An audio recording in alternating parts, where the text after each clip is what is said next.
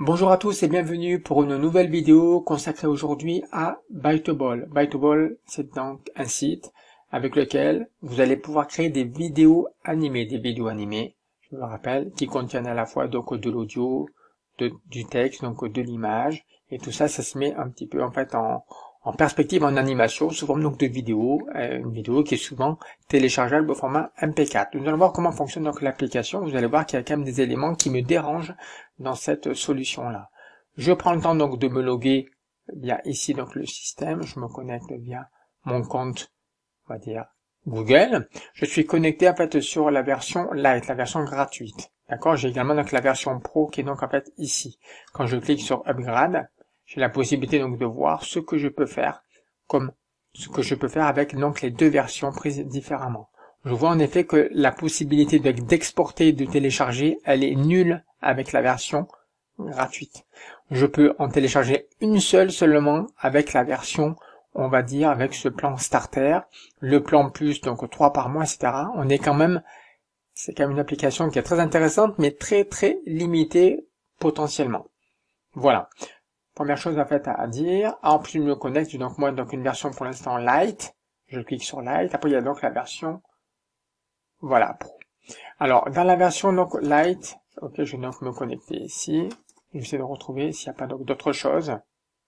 Je vais cliquer ici pour créer donc une nouvelle vidéo. D'accord? Quand vous arrivez en fait, sur cette interface qui est donc ici, on voit que vous pouvez choisir. Donc je veux donc en fait créer donc une vidéo. Pourquoi faire? Expliquer, présenter, promouvoir, partager ou communiquer. Ben, souvent moi en tant que formateur, c'est pour expliquer quelque chose. Et vous souhaitez expliquer quoi? Mon business, mon activité, un concept, un produit, etc. Comment vous faites quelque chose? Ben, on va cliquer là-dessus. Et après on va essayer donc de voir s'il y a donc des templates disponibles. Et là, tu trouves en effet quelques templates qui sont intéressantes. D'accord? Par exemple, celle-là, on voit que donc il n'y a pas un problème donc de template gratuite ou payante. En fait, tu peux filtrer. Tu retrouves donc des vidéos. Donc, je vais éditer donc cette vidéo-là.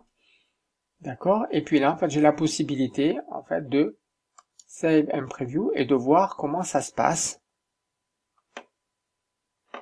Donc, avec cette solution-là. C'est-à-dire que ici, vous avez la possibilité donc d'abord donc de prévisualiser. Il faudra télécharger donc la vidéo. Je vais revenir ici. Alors, si vous êtes ici, vous allez cliquer et donc là, vous pourrez donc modifier donc le texte qui est donc ici. D'accord? Tac, tac, tac. Vous voyez en effet, donc à chaque fois, vous save and preview et donc en fait c'est chargé et le texte vient s'intégrer en fait ici, à la place donc de ce qui est indiqué. Ok? Ok. Vous avez la possibilité aussi donc de choisir donc le timing. Donc en fait le timing, c'est que là, en l'occurrence, par défaut, on voit que à peu près donc 3 secondes. Vous allez choisir donc ce timing là. D'accord? Bonjour à tous, je vais marquer bonjour, c'est plus sympa, etc. D'accord? Ok? Voilà. Time and preview. Donc, dès que vous avez travaillé votre propre première diapositive, ben, vous allez cliquer et passer, en fait, on va dire, à la scène d'après en cliquant ici sur Next Scene. Le temps que ça charge. Voilà. Ok?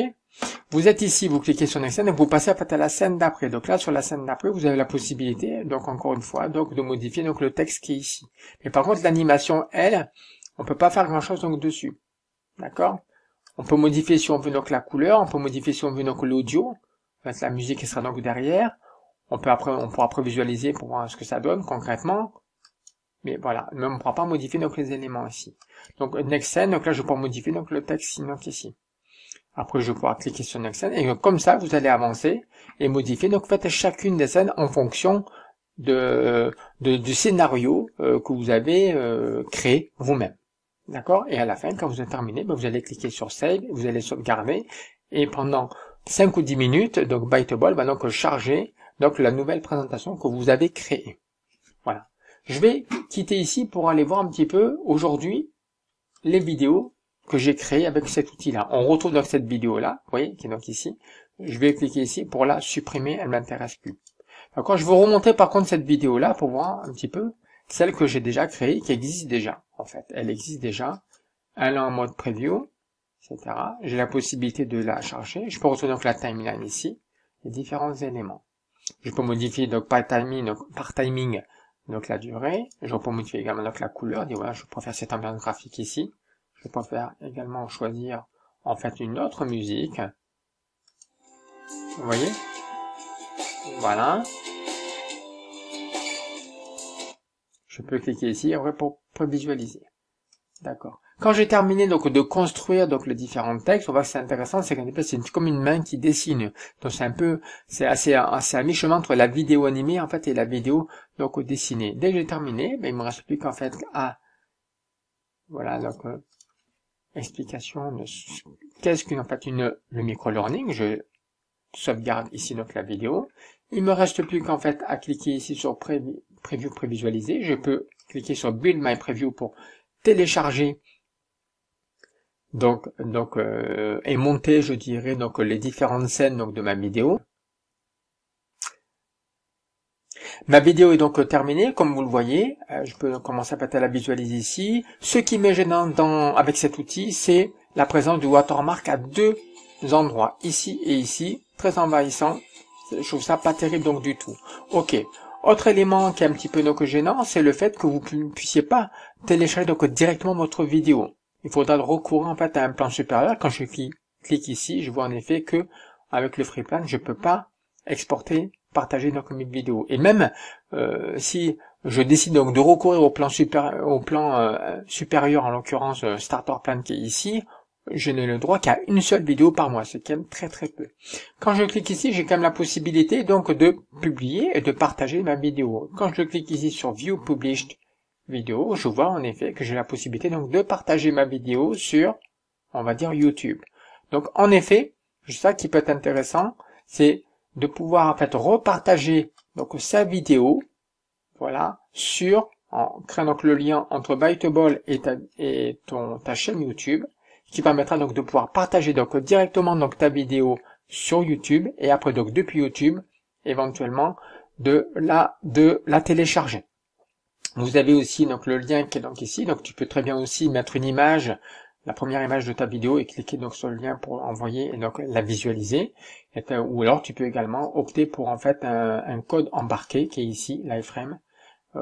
Si tu veux intégrer donc ta vidéo au cœur donc d'une page donc de ton site ou de ton blog.